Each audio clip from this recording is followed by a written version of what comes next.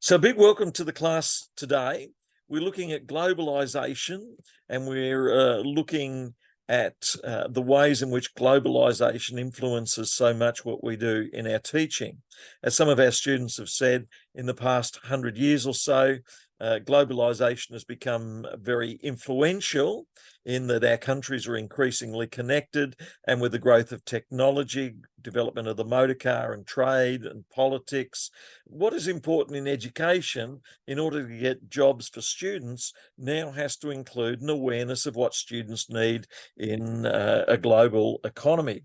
And so STEM has become incredibly important. So science, technology, English, mathematics are seen as dominant subjects in all countries around the world, as each one seeks to get the maximum benefit from training up all of its people to do well. And so science is often seen as one of the dominant subjects, together with economics, politics, all those other subjects as well.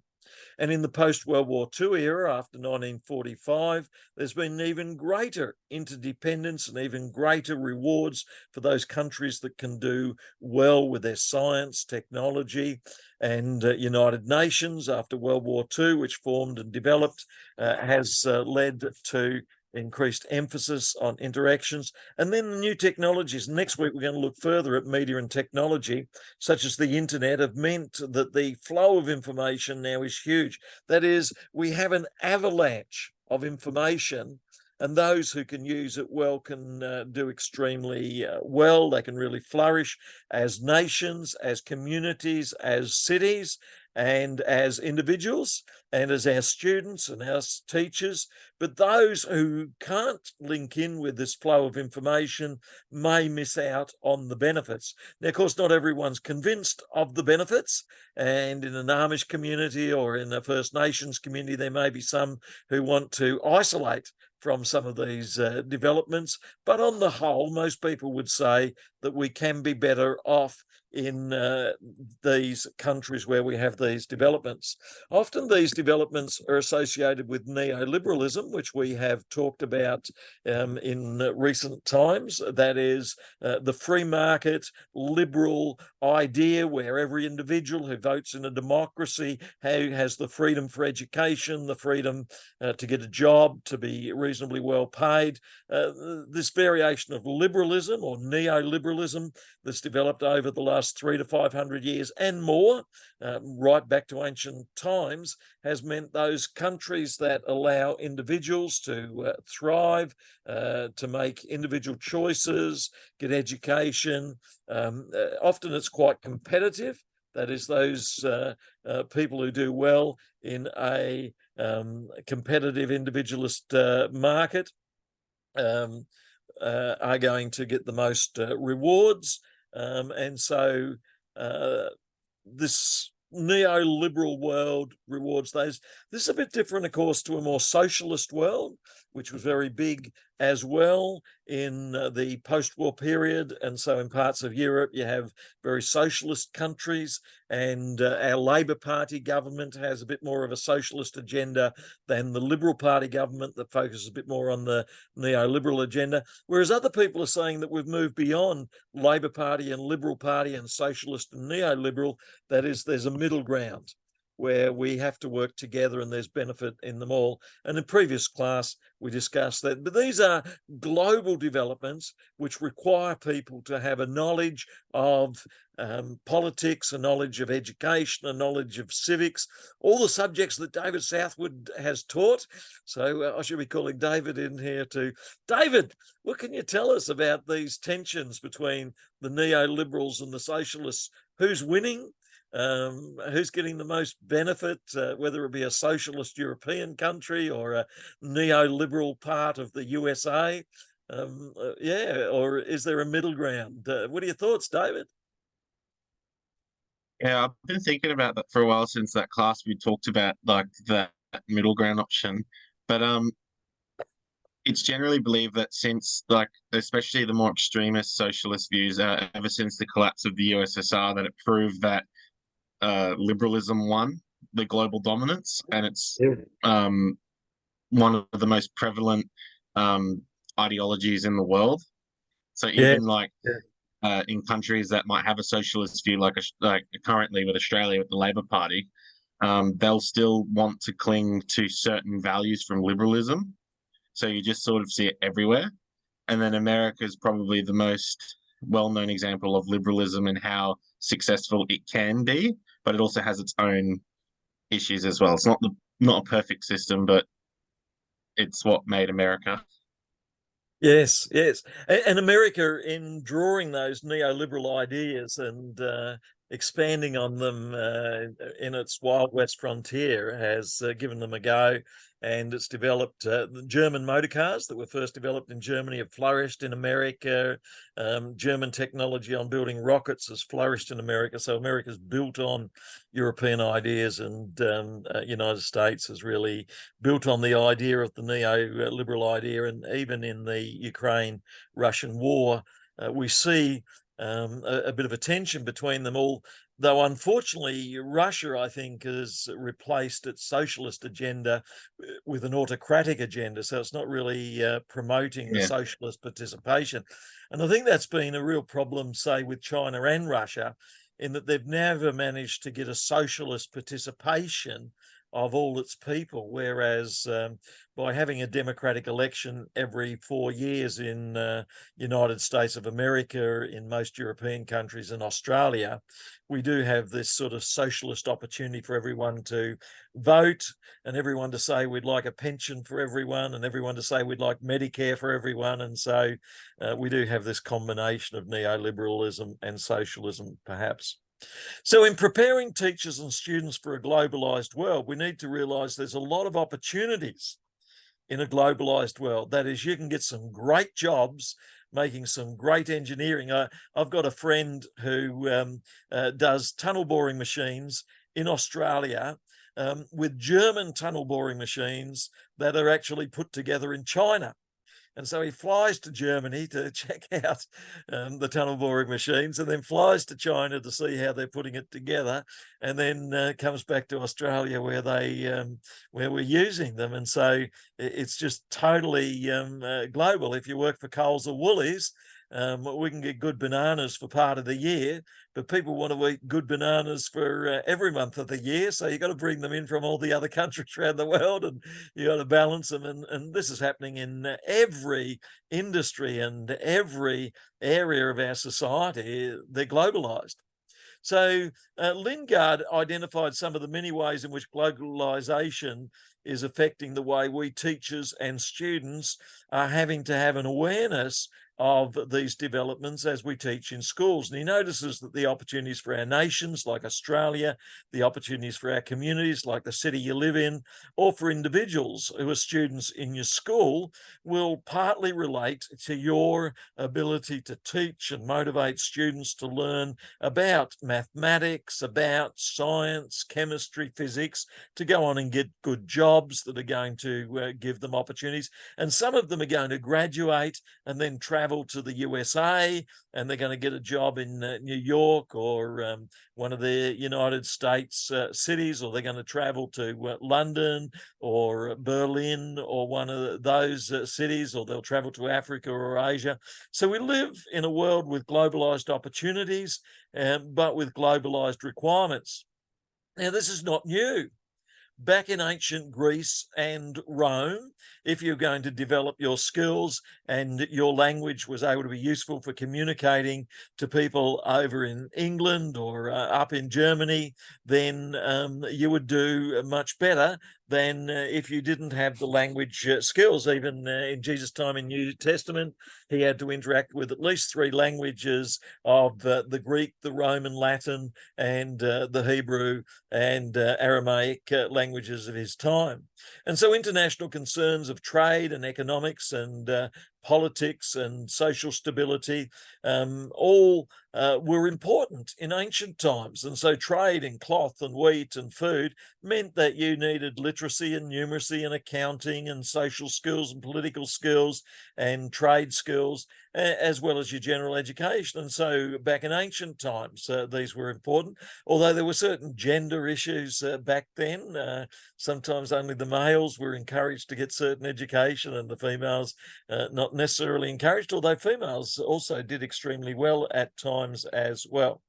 So globalization today is even more complex, with the expectations on our students when they graduate to have a knowledge of citizenship and politics, of economics, science, maths, literacy, so that they'll be able to do well, and there'll be huge rewards if they can do well. I've told the story before how I met a student from New Zealand who decided they might like to study at Harvard. They applied, got in, but then were told it cost $100,000 a year to study at Harvard. And then they said, all 7 kids in the family, we got a farm with hardly any income in New Zealand. And Harvard said, we got $20 billion in the bank. We could probably look after you and pay your accommodation, everything as well. And she said, yes, please. And I met her in Harvard, New Zealand, battling farming family, and she was doing very well. So she was part of a globalized education process, whether she'll go back to New Zealand or whether she'll go on. People are traveling from Europe to North America, back to New Zealand and Australia, and over there as well. There's huge benefits from those people who are able to do extremely well in a globalized environment. And one of the most famous New Zealand physicists, physics graduates, physicists, is Ernest Rutherford. And Ernest Rutherford was a potato farmer in New Zealand who studied physics, and he applied to get a job at Oxford University, and he was out digging his potatoes, I think, and Oxford University in England said, we've got a job here for you if you want to come over. So he'd been doing some teaching physics and studying physics in Christchurch in New Zealand. They gave him a little basement room where he'd go down and he'd work on ideas about the atom.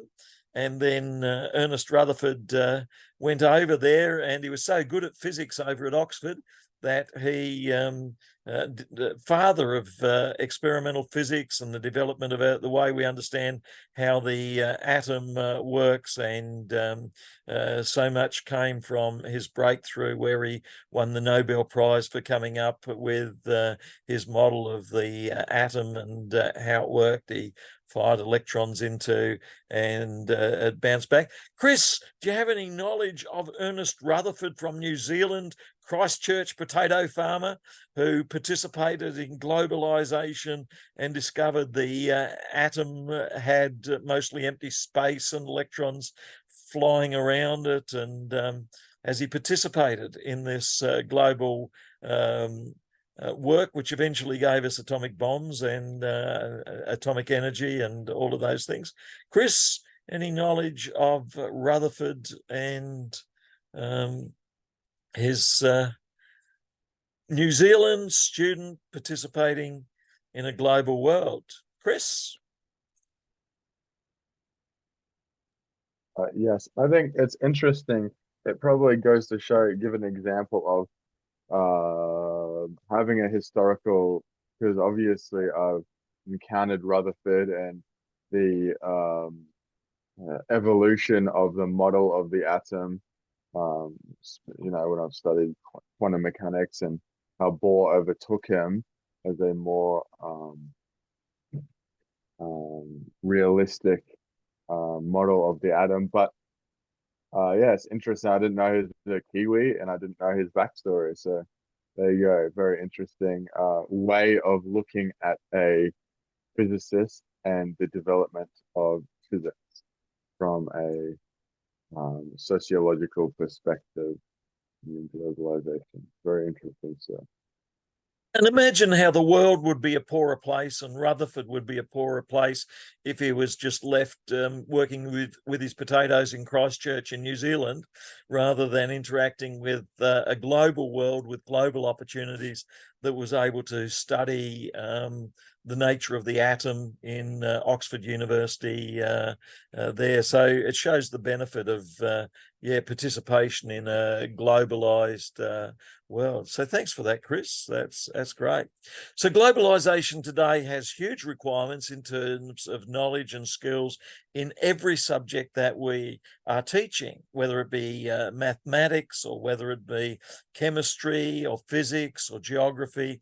We're all part of a globalized world. One of the challenges is how do we bring this globalized experience into our classrooms? And one of the ways, of course, is through the internet, and people can connect, people can visit Antarctic. So you go to Antarctica Live. I would assume that if you were to look at, say Antarctica, then you could get lots of information there at Antarctica.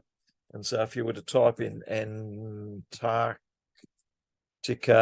Live, and if they were to let us go there, say, and connect, so we've got some webcams here, and then you've probably got opportunities to interact with Antarctica. And you could do this with every country of the world, couldn't you? You could take your students to these live spots. So here are the webcams down there in Antarctica, and we can see Casey. Obviously, Casey quite snowed in at the moment, be quite cold down there at Casey. Davis looks very snowy. So pretty inclement weather. Macquarie Island, at least there's a little bit of warmth there, a bit less snow. Mawson. So whichever part of the world you're in, you can go to, and you can't necessarily take everyone to Rome and the Colosseum, but there would be ways in which you could virtually take them to Rome and the Colosseum and dress up. And in teaching history, I've done both. I've gone to Rome, and I went up to one of the guys dressed up as a soldier at the Colosseum, and I asked someone in my family to take a photo of me standing next to the soldier in the Colosseum in Rome. And I thought this was marvelous, having a photo of the Colosseum in Rome with a soldier there. And I thought it was absolutely terrific. What unfortunately I didn't realise was that you were supposed to actually pay them to have your photo taken. And the soldier standing next to the Colosseum asked me for money, and I didn't have any money on me. And I said, sorry, no money. And he pulled his sword out, and he chased me around the Colosseum with a sword in Rome. So be careful if you ever go to Rome and you have your photo taken with a soldier. But you can't take your whole class to Rome necessarily, but you can give them a feel of what it's like. And I've got a Roman helmet that I take into the classes I teach, and I put it on, and some Roman gear, and I get the students to feel what it's like to be a part of the class in Rome. David Southwood, if you're teaching Roman history and the Colosseum and teaching about the lifts, so if you want to look at a modern lift in ancient times, they had lifts that would carry the animals up and down, that sort of thing. David, how could you give them a bit of an authentic experience of ancient Roman Colosseum life in your classroom? Your thoughts, David? A bit of globalization from ancient times and Rome in your classroom. Yeah, I think that's a really cool idea. I didn't think about using those sort of virtual tours to sort of see it if you can't have an excursion. I think that's Yes. such a genius idea. And as well, even as the teacher, you could make it even more experience if you could to dress up as well. Because Yes. in one of my Yes. placements, the entire history department dressed up and went to school as historical figures throughout the decades. So Yeah. yeah, that's a really cool idea. Yeah, yeah. So I think we've got to try and bring the world to our classrooms and take our classrooms to the world in order to help students to experience NASA in the USA and experience all of the challenges that are faced in different parts of the world so that they can get skills in all of these areas.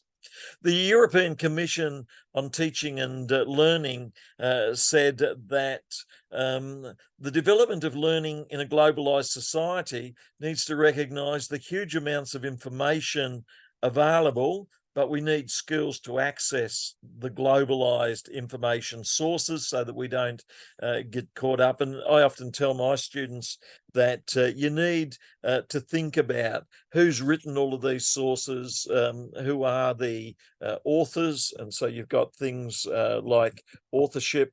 You want to find out about the author of any scholarly article that's written. Who are they? What are their qualifications? And then at the end of what they've written, you hope that they've got some references. So you want to look at the references. And so whichever country they come from, if they've got good references. But remember, they'll be part of some school of thought. And so within Christianity, you've got those who are conservatives, those who are more liberal. And so you want to know which side they're on and who they're quoting. And you want to know if it's been peer reviewed. So there's a lot of ways in which you can look at this globalized information and see how reliable it is. So I encourage you to develop these skills. Secondly, there's a huge amount of scientific and technological advance, which means that we need scientific and mathematical and technological literacy. And so that's why science is so important. But at the same time, we need English literacy and reading and writing literacy. We also need media literacy, health literacy, visual art literacy, media literacy. There's a lot of other literacies as well that we need. And then the globalized economy affects us all. And so we need some teaching on economics and finances, and also politics, democracy, and citizenship, which we're all meant to participate in and all encouraged to participate in.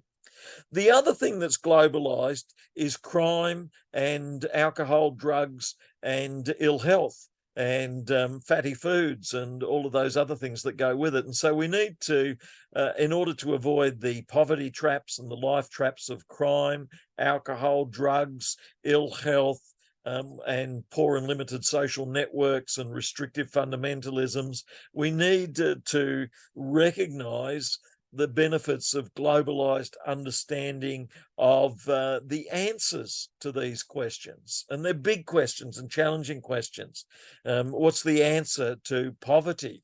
Often they talk about one of the answers to poverty is agency. That is, you don't just give people food, but you help people to own the answers, and you listen to them, and you encourage participation in the solutions. The same with crime. You listen to what are the causes of crime? Why are people falling into crime? When it comes to alcohol or drugs or self-harm, you provide the ways in which people can better understand what's led them there and better understand the ways out for them and their families and communities. And so research into globalization can include research into crime and substance abuse and the other difficulties that are faced there. So there's lots of areas that we can and need to address if we're going to look at globalization and the challenges it presents and the answers that we are seeking to find as answers to globalization challenges that we are facing. And then in 3B, so here today, I got some second notes here on globalization. In a rapidly changing world, teachers play a critical role in preparing students to thrive, to do well in a diverse, interconnected society with lots of different cultures present. And in previous class on culture, we've said, listen to and value all of the different cultures that are present, including difference in gender, difference in background, difference in family background, and difference in culture. and value everyone and provide safe spaces. An interesting statement that was said to me. Chris, you might have some thoughts on this. If you've got a student who's not paying attention, do you ask them a question in order to challenge them to wake up and then listen for the answer? And this might get them on track.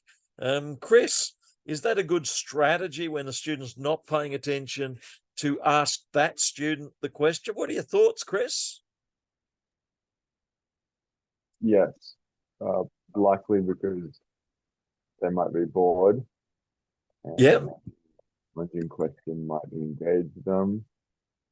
Usually, well, not usually, but there's studies showing that lack of concentration during class could sometimes be a consequence of the student being above the stimulus level that you're teaching at.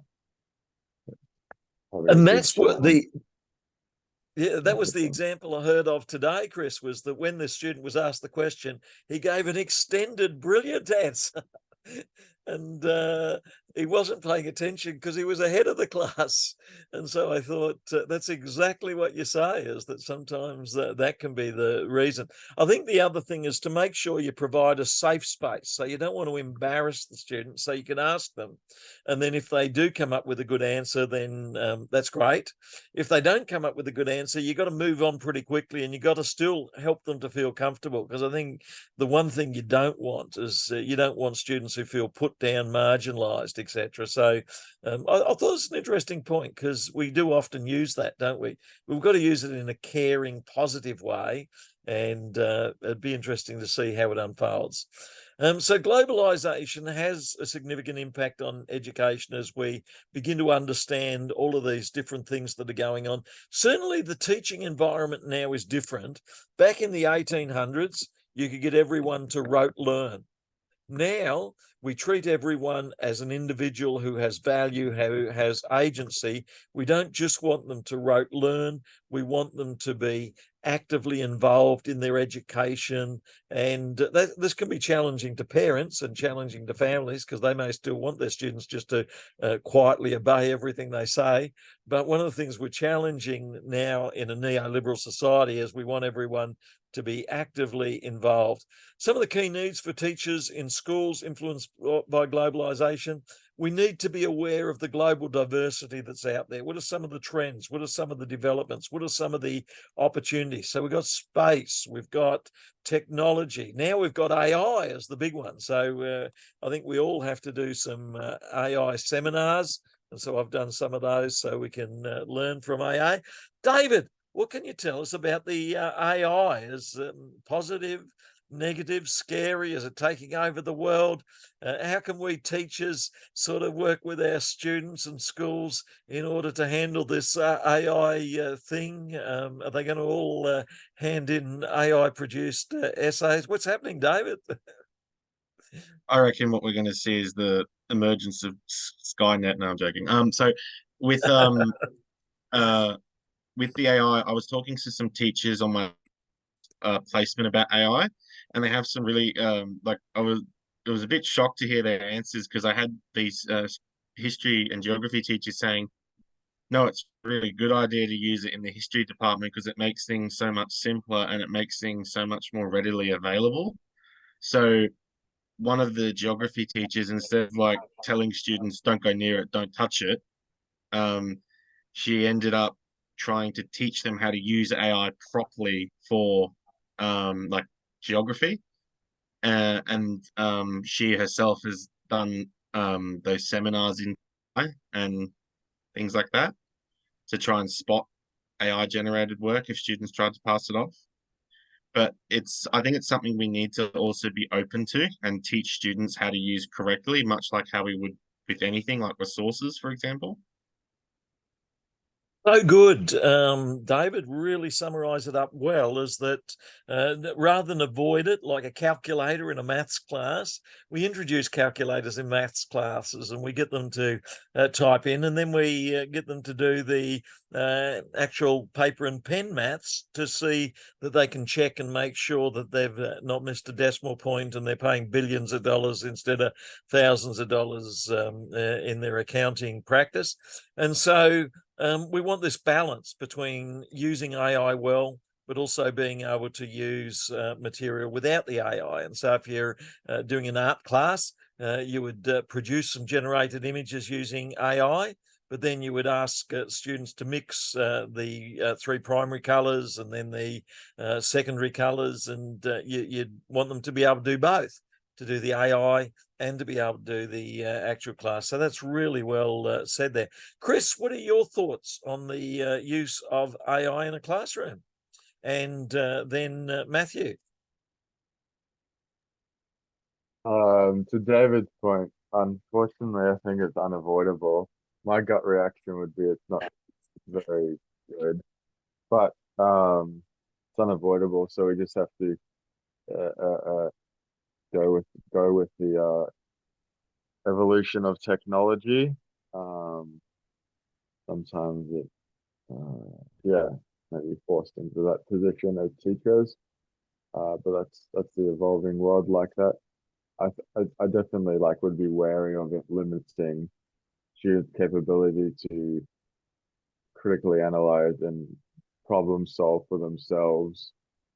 If you can use this type of technology, but then obviously our capabilities are growing a lot further, so maybe those skills aren't as necessary anymore, and we are looking at higher order thinking skills or something like this. But I wouldn't be using it to homeschool my kids.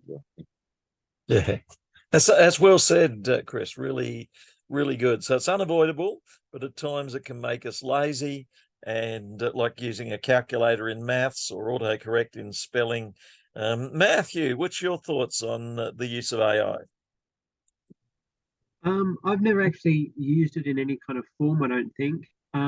So I think for me in general, but also in teaching, I'd be pretty wary of it. But try to have kind of a healthy wariness of it. So be um, discerning, look at kind of the values behind it, what opportunities it can bring, what are the kind of ethical and moral implications of its use, and importantly, teaching that to students in a kind of open-minded way so that they grow up not so that they can be equally discerning. So they're not fearing AI, but they're not kind of just willingly accepting it and just going along with it. They can, think for themselves still. So if we were to ask ChatGPT, does AI make us lazy in schools? Writes a wonderful piece of work. Here, the impact of AI on students in schools is complex. And then it says the positive impact, it can enhance the learning experience. It should supplement, not replace, dependence on technology, customized learning. It needs some understanding of digital literacy, what computers are doing. And then in the student-teacher relationship, AI might diminish it because the AI is doing it rather than the teacher. So that's AI has done the work for us. So if you print that off and hand it into your next assignment, you probably get a fail. But can you see that this could be a reasonable starting point when you got memory blocks? So we're talking before about when you have a memory block. This could be a starting point, and some people writing fictional stories will actually use this sort of thing as a starting point for an essay on the impact of AI. But rather than hand in a failure essay like that, if you then go to Google Scholar and then does AI make students in schools lazy, if it could then turn up 8 to 12 or more scholarly articles, and we were then able to engage with these 8 to 12 or more scholarly articles and rewrite the material in our own words, then we wouldn't be lazy in what we're doing. So this is one of the 8 to 12 scholarly articles. So what we're then wanting to do is to interact with this article here. And this is the article. It's a nice scholarly article. You get a quick read of the article in the abstract at the beginning and in the conclusion at the end. And they're suggesting that artificial intelligence could mean that we lose our decision-making ability, we become lazy, and there's also primary concern, privacy concerns. So now you can see how this is richer and deeper. That is, these guys in 2023 are now suggest that AI can lead to a loss in decision-making skills and expertise, laziness. So that's not good paraphrasing, but it gives you enough rough idea. It'd be better to write it all in there. And then we've got the privacy concerns. AI also raises. I need artificial spelling correction here. Raises many privacy concerns, and then I could write more about that. So you can see how interacting with Google Scholar now is doing much more than these very general things which may or may not be true, but it's helped me overcome writer's block, in that it's given me something that I can throw in there. And if I was to put that in all in italics or something, so I knew that this wasn't my words, it was AI, and I was going to get a fail if I use any of this stuff. At the same time, it gives me some ideas going forward. And if I was writing a fictional story, I could write something into ChatGPT. That is, I could be wanting to write a fictional story about a particular person, and I could type in part of it, and it would write a pretty rubbishy story, but it might get me over the writer's block, just nudge me along, and then there. So teachers and students need to be aware of the latest global developments like AI. They need to be aware of the latest cultural developments, and we've spoken before about individualist cultures like the US of A, and then you've got community family cultures like Asian cultures. We need to be aware of these differences, and indigenous cultures. Some of you will be writing on that. And the development of cultural literacy skills and cross-cultural skills is particularly important. And language and literacy are important, but not only English. We need to be aware of other languages. And so at times, we might want to convert English to French, or we might want to convert back again. And so we might want to write about artificial intelligence. Intelligence can make people lazy. And of course, as you were all about to say, l'intelligence artificielle peut rendre les gens paresseux. Might be the way that if you click on the speaker button, it plays it out for you. And somewhere there, share sound. Here we go. L'intelligence artificielle peut rendre les gens paresseux. Did you hear that, David? There you go. So you can now convert all of your essays into French, I assume. They may not be very good French, but at least.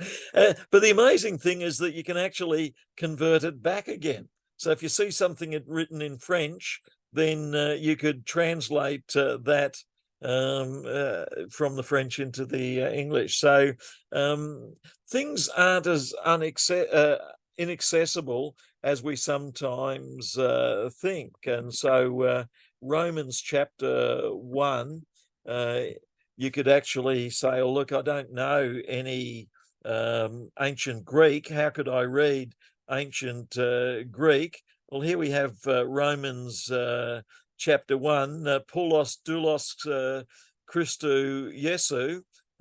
So Paul, doulos, he's a servant of Christou, Christ, Jesu, and kletos, he's called an apostolos.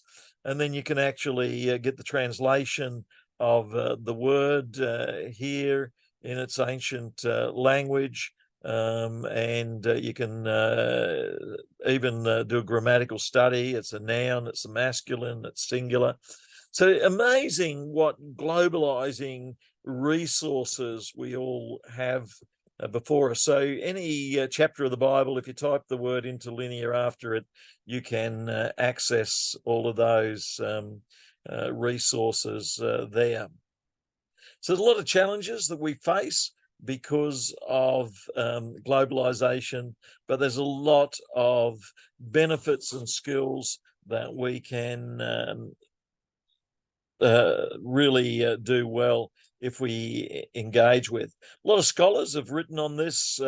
Paulo Freire sees globalization as a means of liberation, shouldn't hold us captive, but at the same time, we could well become captive if we're not careful. So we need to be aware of the dangers and strengths. And Paulo Freire, in his books Pedagogy of the Oppressed, says that teaching in a neoliberal society can either oppress or liberate people, and education for critical consciousness, that is education in a neoliberal society, can make people more conscious or aware, or it can also dehumanize people as well.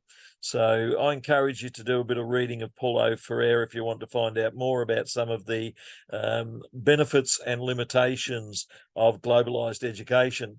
Paulo Freire says that we have this banking concept of education whereby we just pour knowledge, ideas, phrases, and formulas into the heads of students, and then these containers are filled and they poured out the knowledge in their globalized world. But really, human beings are much more than this. They're creative.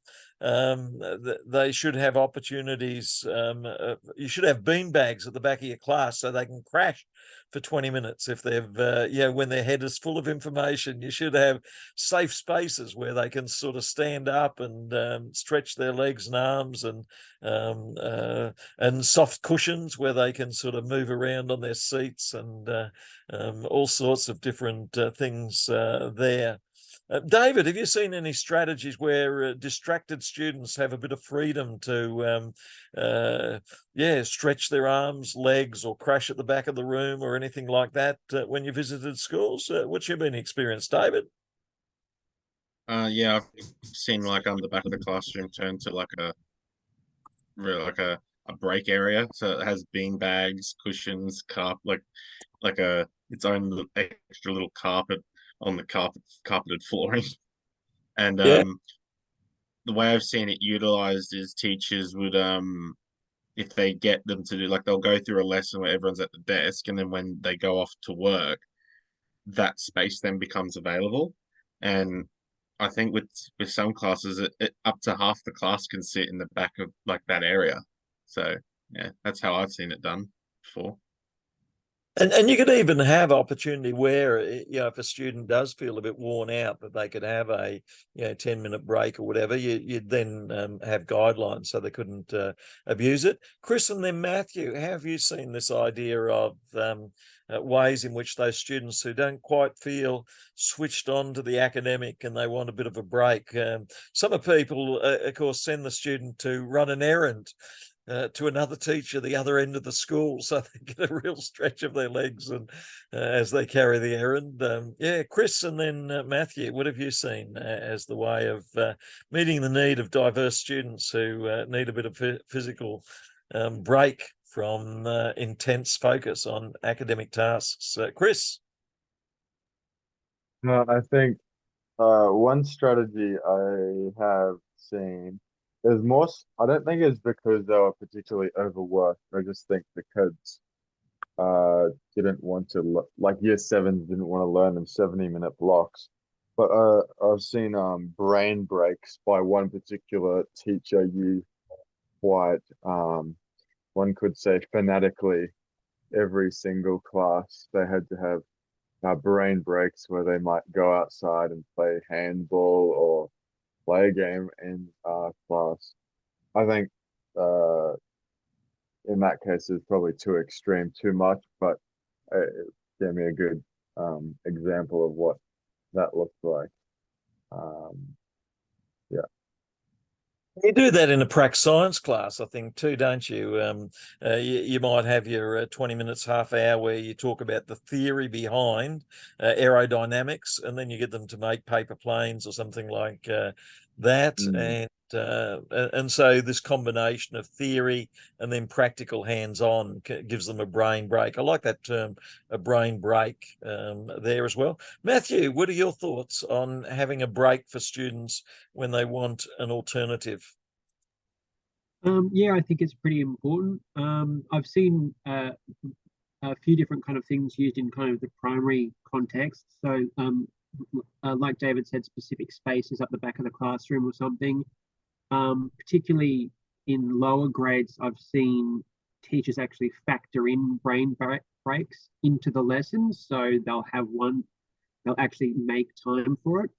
But then in later grades, I've also seen just uh, if the teacher's kind of aware, just being aware of what content they've been covering, if it's been particularly heavy kind of content, they might, give students 5 minutes of free time or something like that, or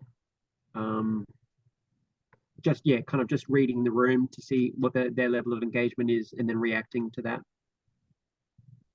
And I really like that idea of reading the room. So certainly, I think in my teaching, I'd always be looking around to see, are the students highly interested, or is their interest waning? Or when their interest is waning, you try and have backup activities, quizzes, reflection tasks that they can go on and engage with. So I think that's highly important and very, very valuable. If we were to look up key thinkers in globalization, then you'd find some key names that you could explore. Some of the key people, I've mentioned Paulo Freire as one. Howard Gardner's theories of multiple intelligences recognises that different students in your class will have different skills. Ken Robertson says we need a shift in educational paradigms so that creativity, divergent thinking, so some students, if they're more artistic, we allow them to draw, we encourage diversity in what students do. Others have written too. Thomas Friedman, an education scholar, his book, The World is Flat. Even though he's not so much an education scholar, Thomas Friedman's book, The World is Flat, reminds us that globalization means that we're interacting with lots and lots of people. Andy Harfgraves focuses on the impact of globalization on teachers. So you could look at many of these different sociologists like Giddens and others who've written about globalization, and you get some real valuable insights there. The other thing that I want to briefly talk about now is the challenge to ethics. I think globalization has meant that we need to think more deeply about what is right and what is wrong. And often in a small localized community, we just simply have the key people telling us what is right and wrong. But now, when we live in a global world, there's some deeper thinking about the nature of right and wrong.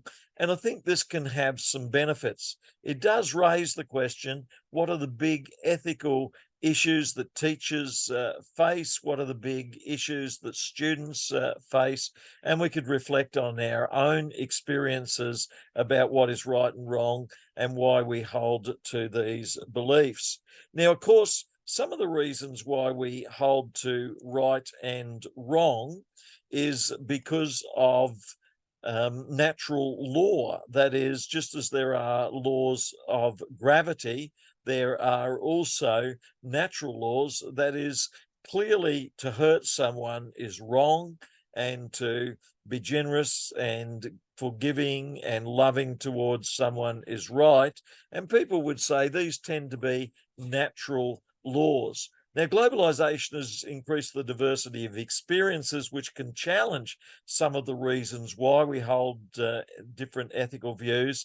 And one of the ways in which we can address this is to encourage students to ask questions and reflect, why do we believe things are right and wrong?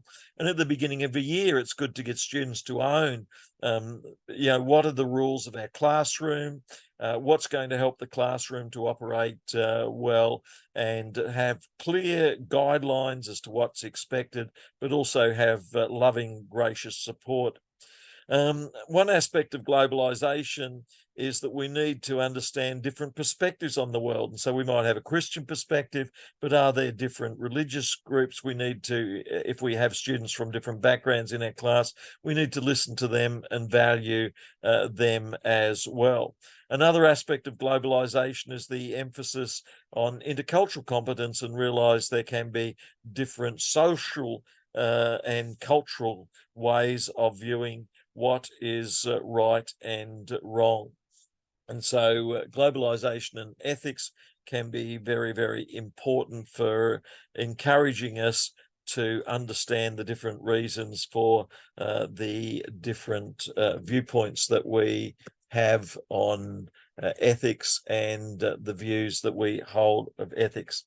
Globalization has a significant impact not only on education, but also on the diversity of views and on how students and teachers deal with their different needs that they face, particularly ethically. And so critical thinking combined with ethics means that we encourage students to think more deeply about ethical dilemmas that we face. And so we might want to talk about things like bullying or support for one another in order to cut off less likely opportunities for these to develop. As teachers, we're responsible for contributing to character development and ethical development in our students. And teachers must model strong character traits like perseverance, honesty, respect, lawfulness, fairness, patience, unity. And as an educator, teachers must treat every student with kindness and respect without showing favoritism, prejudice, or partiality. Tensions can also develop when one particular approach to ethics, like the authority of dominant people, may clash with another approach to ethics, which encourages asking questions and expressing doubt or concerns. We need safe space where this can be expressed.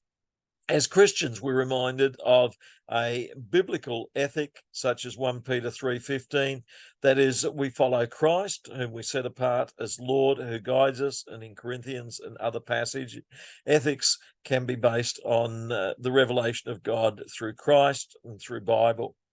Ethics is about the good. It's about values and virtues that should be created and cultivated in order to bring the good. And a natural law point of view about ethics suggests that our ethics comes from these laws that God has placed in the natural world, such as being kind and loving and supportive. That is, God made the world good, but with natural laws, just like there is laws in maths, which could be a language of God in mathematics. There's also ethical laws, which can be the language of God in ethics. So ethics in general relates not only to general ideas, but also specific concerns. And it's essential that educators recognize the influence that they have not only on individual students, but in upholding the values of society that are broader than ourselves. That is, they are global. If we believe in God, then he's a global God. And I reflect on safety. There are ethical issues if we're going on a camp to show safety. I reflect on bullying. There are ethical issues. These aren't just my principles. That is, they have a deeper understanding. Now, we can think of people like Corrie ten Boom in The Hiding Place. She had to decide, was it ethically right to hide people from the soldiers at the time, which would lead to their death, or was there a higher law, that of love and life? And often we're faced with ethical dilemmas, not just simple choices, but with bigger challenging choices that we have to address. One of these could be, if you were to find a $5 note, then what would you do? Or in the United States, you might find a $1 note. Would you hand it in?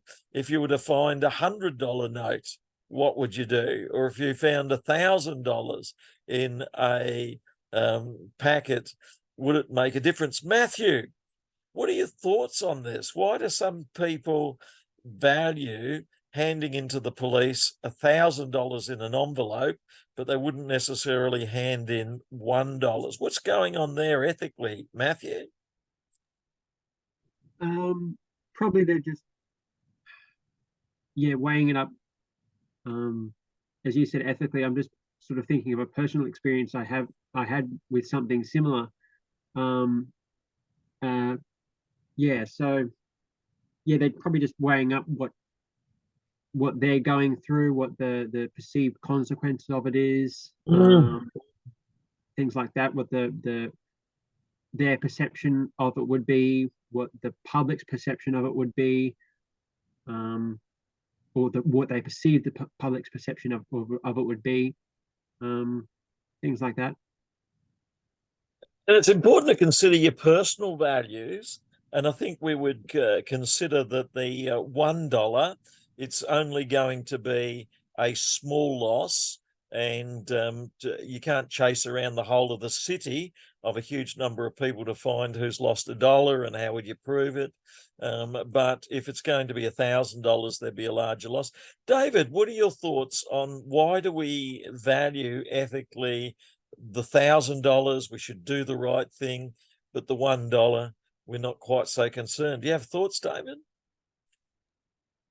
I guess it could just, like, as you were discussing earlier, like just the value of it. Like you said, you're not really going to chase an individual down just to give them back a single dollar, whereas $1,000, that's a significant loss. That might mean something more.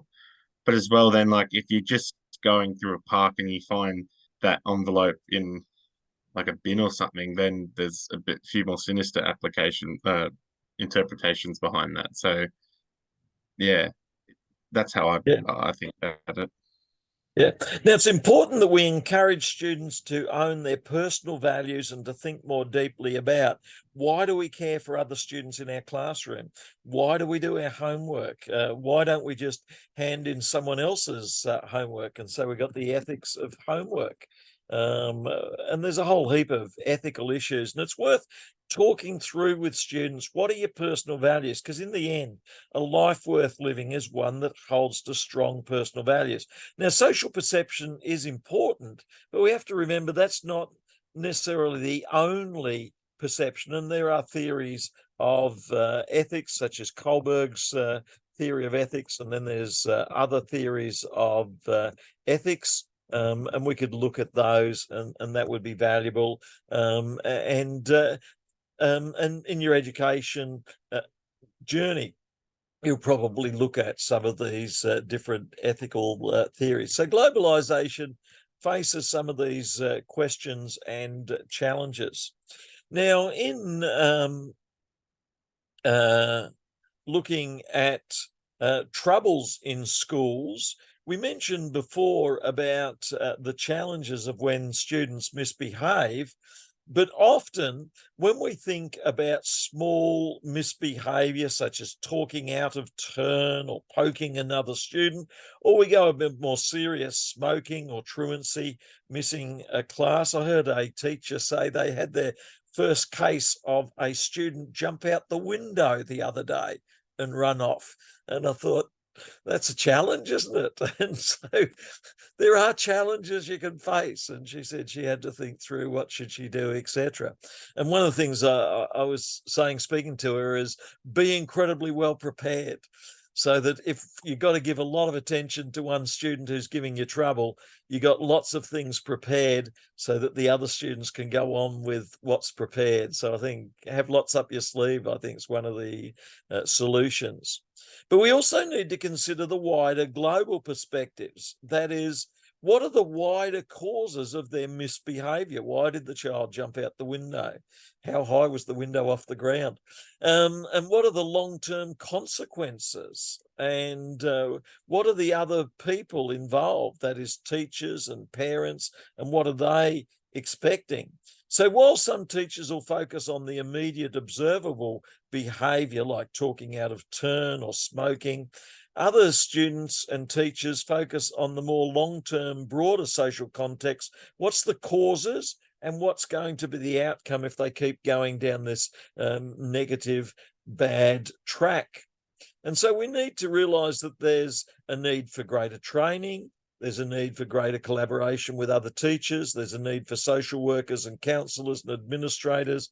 And we need a more holistic approach to considering the causes and the outcomes of the misbehaviours that we need to address.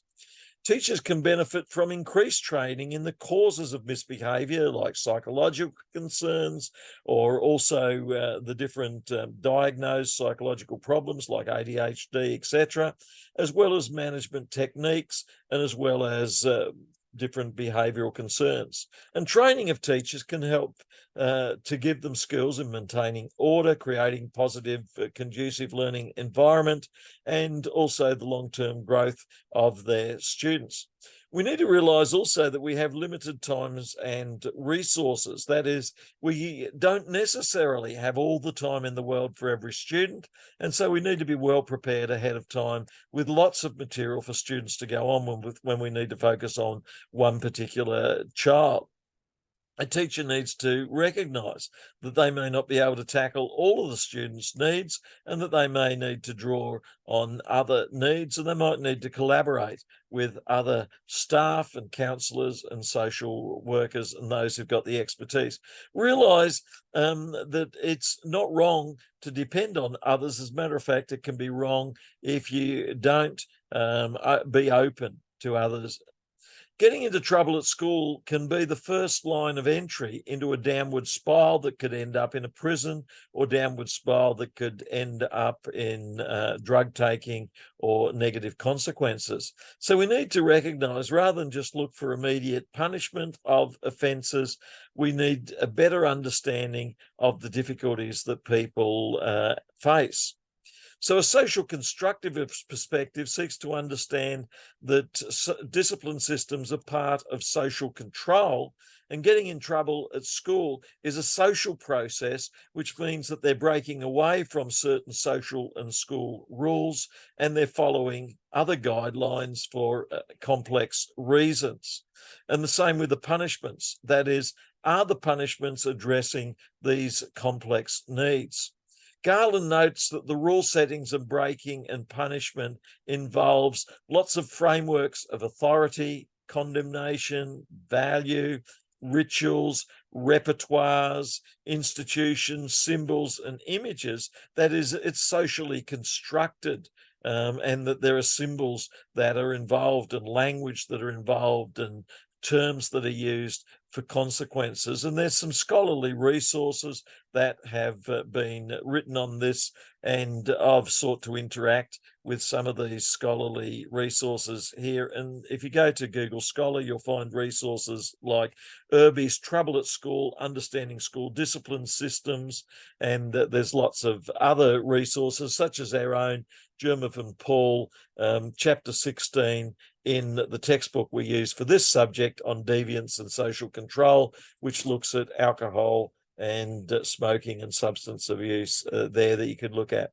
So can I get everyone to write down 3 things that stood out for today's class, and then we'll ask each student to share what are some of the things that stood out to you today, as we looked at globalization, the challenges and opportunities it presents. And then towards the end, we focused on ethics, and we also looked a bit at deviance and misbehaviour and how it can be a downward spiral that we need to address. David, what stood out to you today? I think that the need for teachers to be aware of global developments in terms of technology, political developments, and things like that, because that can be really influential. And I also think having an understanding of behavior problems, like looking into the reason why they occur rather than just that they're there. That's the two that I could think of immediately. I didn't get a third one down just yet. Yeah, that's great. I really like that idea of behaviour problems. Be aware of the greater concerns. Matthew, what stood out to you today?